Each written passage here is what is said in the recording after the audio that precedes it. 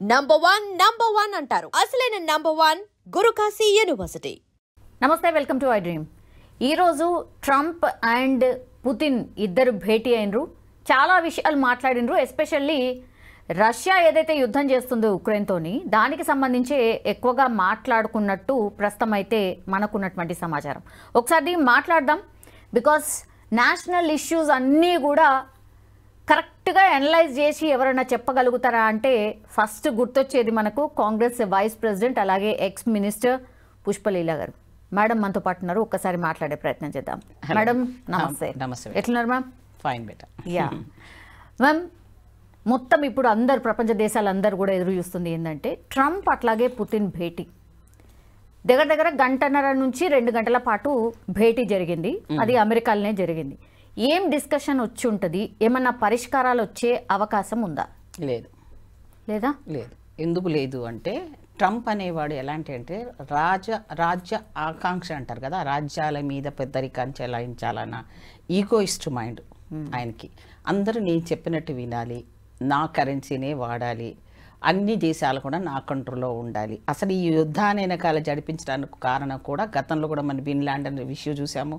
ఒక ఉగ్రవాది సంస్థలను ప్రేరేపించి వాళ్ళని తయారు చేసి షెల్టర్లు ఇచ్చి ఆ తర్వాత చేసినందుకే వాళ్ళు తెలుసుకొని ఉల్టా వాళ్ళ మీదనే చేయడం జరిగింది అది. సో ఇలాంటివన్నీ కూడా ఒక రకమైన ముసుగు వేసుకొని హెల్ప్ చేస్తున్నామన్న ఉద్దేశంతో అందరిని మోసం చేసి ఈరోజు మొత్తం కూడా నా చేతిలో ఉండాలి, ఆధిపత్యం, గుత్తాధిపత్యం ఉండాలి అనేది ఒక ఈగోయిస్ట్ మైండ్. ఇంకోటి ఏంటంటే ఒక ప్యూర్గా బిజినెస్ మ్యాన్ అయినా. దానికి కారణం ఏంటంటే అతని దగ్గర ఆ దేశంలో ఉన్నది ఏంటి, మనలాగా ఏవి కూడా వాళ్ళు తయారు చేయరు, అక్కడ ఏవి కూడా ఉండవు. మనం చూస్తే అక్కడ అన్నీ కూడా ఇతర దేశాల మీద ఆధారపడాల్సిందే వాళ్ళు. తిండి దగ్గర నుంచి క్రూడ్ ఆయిల్ దగ్గర నుంచి ప్రతిదీ కూడా. సో అలాంటి అప్పుడు ఈయన $1 ఒక వెపన్స్ అమ్ముకోవడానికి, వీళ్ళకి వెపన్స్ అమ్ముకుంటే తప్ప జీవనాధారం లేని దేశం ఇది. అలాంటి దేశము వాళ్ళకి అమ్ముడు పోవాలంటే ఏం చేస్తారు, ఉగ్రవాద సంస్థలు వాళ్ళు పురికొల్పాలి. సో వాళ్ళకి అమ్ముడు పోవాలి కాబట్టి పాకిస్తాన్ లాంటి వాళ్ళతో యుద్ధాలు చేయాలి.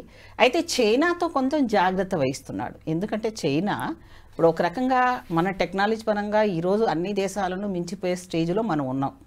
దానికి రాజీవ్ గాంధీ అప్పటి నుంచి కూడా ఐటీలు, టెక్నాలజీ అవన్నీ కనుక్కుంది. అప్పటి నుంచే సెల్ ఫోన్లు కనుక్కోవడం, టెక్నాలజీలు వచ్చింది. ఇప్పుడు వచ్చిన వాళ్ళు అంతా అకౌంట్లు వేసుకుంటారు కదా, అన్నీ కరెక్ట్ కాదు.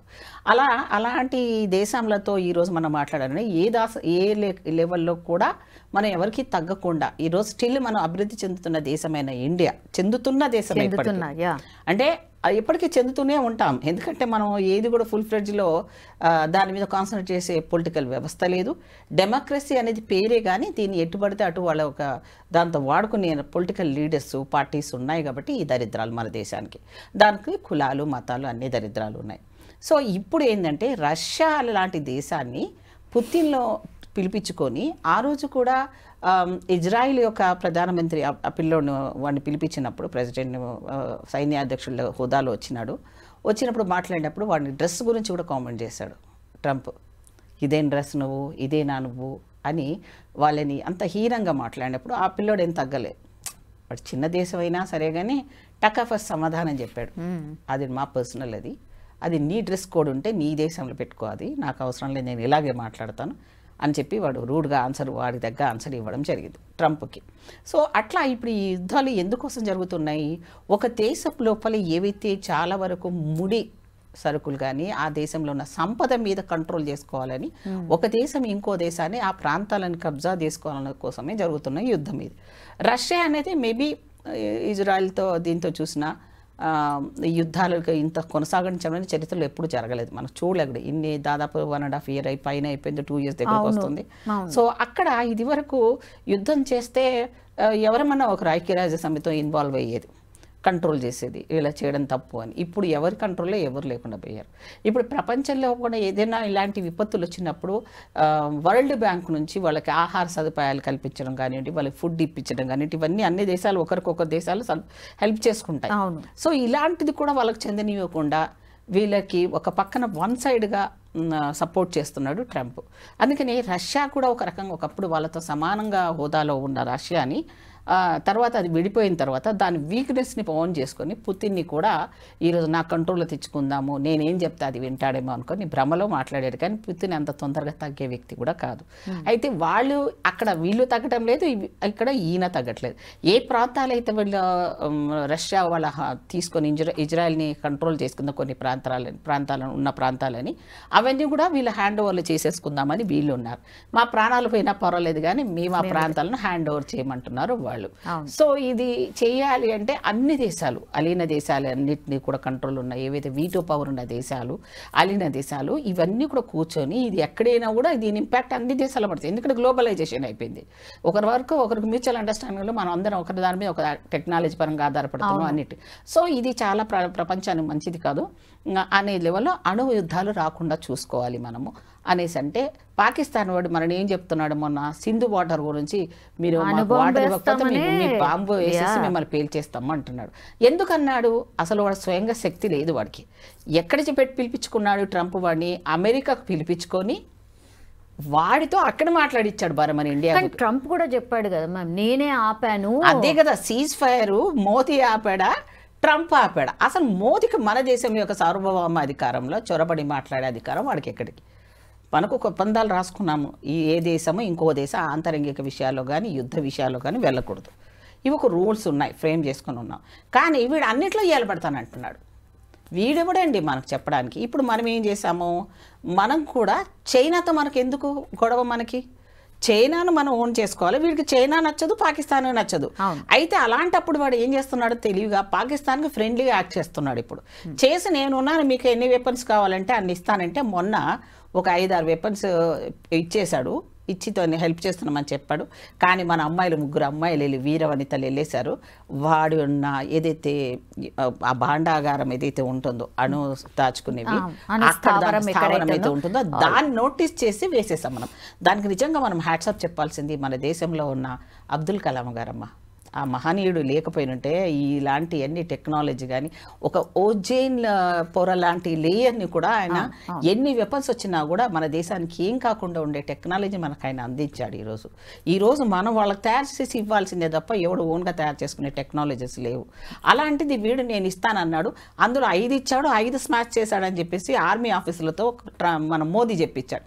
కానీ నిన్న న్యూస్లో పాకిస్తాన్ వాడు మాట్లాడిన మాటల్లో కానీ లేకపోతే వాళ్ళ స్థావరాల మీద జరిగింది కప్పి మాకు ఒక వెపన్ మేము అసలు ఎగరవేనే లేదు, మాకేం డ్యామేజ్ కాలేదు, ఒక్కటి మాత్రం కొంచెం కొంత సైడ్లో ఇదేంది డ్యామేజ్ తప్ప మేము వెపన్సే వేయట్లేదు అని అంటున్నాడు. ఇతనెవరు మన దేశంలో ఇన్వాల్వ్ అయ్యి ఎందుకు? దానికి దారిద్ర్యం అంటే మనకి ఈ మోదీ వెళ్ళేసి ట్రంప్తో దోస్తాన్ని చేయడం. ఈ దోస్తానిలో ఏదో మామూలు ఫ్రెండ్షిప్లు చేస్తారు, వాణిజ్యపరంగా ఒప్పందాలు చేసుకోవడానికి చెయ్యొచ్చు. కానీ ఈయన విదేశాంగ మంత్రిని పక్కన పెట్టి ప్రధానమంత్రి విదేశాంగ మంత్రి పోస్టు నిర్వహిస్తుంటాడు. విదేశాల్లో తిరగడం కోసం ప్రధానమంత్రిని గెలిపించలే కదా మనము. ఈ దేశం యొక్క రైతులది, ఈ దేశంలో 2 లక్షల మంది ఎంప్లాయ్మెంట్ ఇస్తానన్నావు, ఈ దేశంలో ఎంతోమంది బేటీ పడావో బేటీ బచావో అని అన్నావు. ఏమి చేసావు రా బాబు అంటే ఏమీ లేదు. ఈ 11 సంవత్సరాల నుంచి దేశాన్ని ఆర్థిక వ్యవస్థను కుదేలు చేసి పడేశాడు. మన రూపాయి యొక్క విలువను పడిపోయిందని కారణం ఎవరు అంటే మోదీ. దానికి కారణం ఏంటి? పరిపాలనా వ్యవస్థ మీద దొంగ ఈవీఎంలతోటి ఈరోజు గెలుచుకొని రాజకీయంలో నేను కూడా గెలుస్తున్నాను ఎన్నిసార్లు అని చూపించుకుంటున్నాడు. అదే దాన్ని ఇప్పుడు మేము ప్రతిపక్షాలు ఉన్నాం, మేమందరం కూడా రాహుల్ గాంధీ ఫ్రంట్గా ఏర్పడిన మేమందరం ప్రతిపక్షాలన్నీ కూడా ఇప్పుడు అది బీహార్ దాంట్లో ఎలక్షన్స్లో చూపించడం జరిగింది. సుప్రీంకోర్టు కూడా ఆదేశాలు ఇవ్వడం జరిగింది. అవును ఇది కరెక్టే, ఫ్రాడ్ జరిగింది, బోగస్ ఓట్లు ఉన్నాయి, అలాగే 60 ఇక్కడ కూడా ట్రంప్ కాదు. ట్రంప్ అక్కడ ఉంటే ఇక్కడ మన కేసీఆర్ చేశాడమ్మా. 5 లక్షల మంది ఎలక్షన్ కమిషన్ సారీ అని చెప్పేశాడు అంతే అప్పుడున్న ఎలక్షన్స్లో. అంటే ఒక్క మాటతో సారీ అని చెప్పి 5 లక్షల మంది కూడా చచ్చిపోతే కూడా మన వాళ్ళు ఎవరు వేసినా కూడా ఆ పిటిషన్ కూడా తీసుకోలేదు. మన కాంగ్రెస్ పార్టీ నుంచి కూడా వేసాం మేము. ఎలా చెప్తాడు ఎలక్షన్ కమిషన్ అని అంటే, ఎలక్షన్ కమిషను ఈడీలు సిబిఐలు ఇవన్నీ కూడా సంస్థలన్నీ కేంద్ర ప్రభుత్వం లెవెల్లో పెట్టుకున్నారు. ఇప్పుడు మెజారిటీ గవర్నమెంట్ కాబట్టి ఇది వీళ్ళు ఎలా చెప్తే ఎలక్షన్ కమిషన్ కూడా వాళ్ళ మాట వింటది. అందుకని ఎప్పుడు మెజారిటీ గవర్నమెంట్ని ఎక్స్పెక్ట్ చేయకూడదు ప్రజాస్వామ్యంలో. ఎప్పుడు కూడా collision government the best government. ఎందుకు అంటే అన్ని పార్టీలు ఉంటాయి, ఒకరి అవసరాలు ఒకరికి కావాలి కాబట్టి అది కూడా కొట్లాటనే కదా మ్యామ్. ఉండనియండి. ఒక్కోళ్ళది దాంతో ఒకటి- బెటర్ తప్ప నష్టం జరగలే. కాకపోతే మాకు నష్టం జరిగింది. ఒక మంత్రి తప్పు చేస్తే అది మొత్తం యావత్తు కాంగ్రెస్ పార్టీ మోయాల్సి వచ్చింది. అలా కొన్ని ఉంటాయి. కానీ అలానే ఏమి లేదులే, మళ్ళీ మార్చుకోవడానికి ఒక వ్యవస్థ ఉంది. కానీ మెజారిటీ ఏముంది, మొత్తం మెజారిటీ అంటే వాళ్ళు ఏమంటే అది ఒక పార్లమెంటరీ విధానం కూడా స్వస్థ చెప్పేసిండ్రు వాళ్ళు. అంటే రాజ్యసభలో డిస్కషన్స్ పెట్టాలి ఏదైనా పాలసీ తీసుకునే ముందు. అసలు చర్చలే లేవే. ఒకవేళ డిస్కషన్ పెట్టినా 2 సార్లు వీళ్ళు రెజల్యూషన్ వెనక్కి పంపించచ్చు, కానీ 3ఓసారి మెజారిటీ గవర్నమెంట్ చేసుకోవచ్చు. యా ఇప్పుడు ట్రంప్ పుతిన్ ఇట్లా 3 నిమిషాలే మాట్లాడాడంట, తెలుసా మీకు? అది 3 నిమిషాలలో నో అని వెళ్ళిపోయాడు అంతే. ఇంకా ట్రంప్కి అంతకన్నా అవమానం ఏముంది? నేనే పెద్దన్న పాత్ర వహిస్తా, నేనే యుద్ధం ఆపగల శక్తి ఉన్నాడు, నీ మొహం ముందు నీ దేశం ఏమవుతుంది. ఈ పాకిస్తాన్ వాడు కూడా బీరాలు మారిపోయాడు కదా మనకి. ఇప్పుడు వాని ఆర్థిక పరిస్థితి ఏం తెలుసా? అన్నమో రామచంద్ర అన్నట్టు ఉన్నారు వాళ్ళు. అది ఎప్పటి నుంచో ఉంది మ్యామ్. ఇప్పుడు మళ్ళా ఇంకా దరిద్రం వాళ్ళకు కదా. డబ్బులు ఇచ్చిండ్రు కదా, మళ్ళా ఎన్నో ఇచ్చి లక్షల ఆదుకున్నాము, కోట్లు మనం కూడా ఆదుకున్నాం అన్ని రకాల. మనకెంత విపత్తు వాళ్ళు కల్పిస్తున్నా, ఎంత మన దాని మీద ఉగ్రవాద దాడులు చేస్తున్నా సరే, మన పార్టీ నుంచి వెళ్ళిపోయిన వాళ్ళు చాలా మంది మన ఇండియన్స్ అక్కడ ఉన్నారు, తెలుసు కదా. అప్పుడు డివైడ్ అయిపోయినప్పుడు ఇండియా నుంచి ఉన్న పార్ట్గానే విడిపోయారు కదా వీళ్ళంతా. బంగ్లాదేశ్ ఏంది, పాకిస్తాన్ ఏంది, వీళ్ళంతా కూడా చాలామంది. సో ఇప్పుడు వాళ్ళందరినీ ఉసిగొల్పుతున్నాడు ఎవడు? ట్రంపే. పుతిన్ కూడా అలాగే తక్కువ అంచనా వేశాడు. మనం ఎందుకు ట్రంప్ చేసిన దాన్ని మనం ఓకే ఎందుకు అనాలి కదా. అందుకని మనం ఏం చేస్తున్నాము, రష్యాతో దోస్తానే ఉంటాం. మనం రష్యాతో క్రూడ్ ఆయిల్ తీసుకుంటున్నందుకు వాడికి మంట. ఎందుకు తీసుకుంటున్నారు నా పర్మిషన్ లేకుండా? అంటే నువ్వు చైనాని అడిగే దమ్ము నీకు లేదు, ఇండియాని అడుగుతావా? ఎందుకుని? మోదీ నీ దోస్తనా? అంటే నువ్వు ఎట్లా చెప్తే అట్లా నేను గెలిపించినందుకు ఆయన నీ కంట్రోల్లో ఉంటాడు, ఆయన తప్పులు నీ తప్పులు ఒకటే కాబట్టి నువ్వు ఈ భారతదేశాన్ని నాశనం చేయడానికి మీరిద్దరు ఒకటయ్యారా? సో ఇప్పుడు ట్రంప్తో డైరెక్ట్గా మాట్లాడే సత్తా కోల్పోయాడు. ఎందుకు మ్యామ్ మరి? అంటే ట్రంప్ 50% టారిఫా? Yes exactly. టారిఫ్ 50% వేస్తే మాట్లాడ్డా, కౌంటర్ వేయడా ఒక ప్రధానమంత్రి? అంత ఇదిగా ఏముంది ఈయనకి మాట్లాడుకోవడానికి? వీసాల విషయం కావచ్చు, మన పిల్లల ఉద్యోగాల విషయం కావచ్చు, ఎంత అవమానం మన పిల్లలకి. ఇప్పుడు హోటల్స్లోనంట మన పిల్లలు మధ్యతరగతి వాళ్ళు, అమెరికా వెళ్ళిన పిల్లలు అప్పు చేసుకొని పోతున్నారు, పాపం పోయారు. వాళ్ళందరినీ కూడా హోటల్స్లో కూడా ఫొటోస్ తీస్తున్నారంట పిల్లల్ని. అంటే ఎక్కడ జాబ్ చేస్తే వాళ్ళని ఇంటికి పంపించాడు. అసలు అన్ని యూనివర్సిటీనే క్లోజ్ అయితే వీడికి రెవెన్యూ ఎక్కడది అసలు?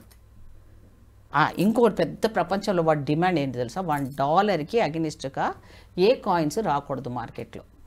బిట్ కాయిన్స్ వ్యవస్థను ఎవరు పెట్టుకోకూడదంట. ఎందుకు పెట్టుకోకూడదు? మనం కూడా పెడదాం. వాడెవడు డిసైడ్ చేయడానికి రూపాయి విలువను? $1తో మనం ఎందుకు కంపేర్ చేసుకోవాలి? సో ఇవన్నీ రాజకీయాల్లో ఇంటర్నేషనల్ దానికి మోదీ ఎంత కారణమో ఈరోజు నాశనం అవ్వడానికి, ఇండియా మీద ప్రెషర్స్ పెట్టించుకోవడానికి, ట్రంప్ లాంటి వానికి సమర్థించడమే మోదీ చేసిన పెద్ద తప్పిదం.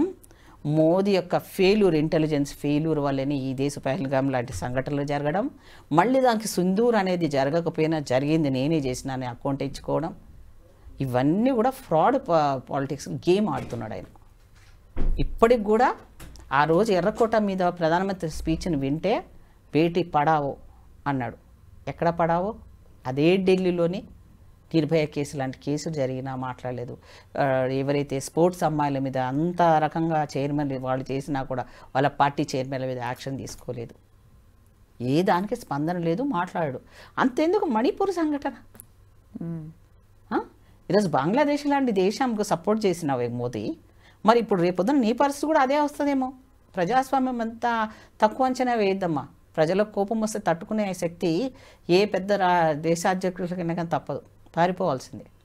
వీళ్ళు కూడా ఆ రోజు వస్తుంది త్వరలోనే. Thank you ma'am. Thank you so much. మీకు కూడా చాలా థ్యాంక్స్ చెప్పాలి, మంచి సబ్జెక్ట్ నన్ను అడిగినందుకు. Thank you ma'am. Thank you.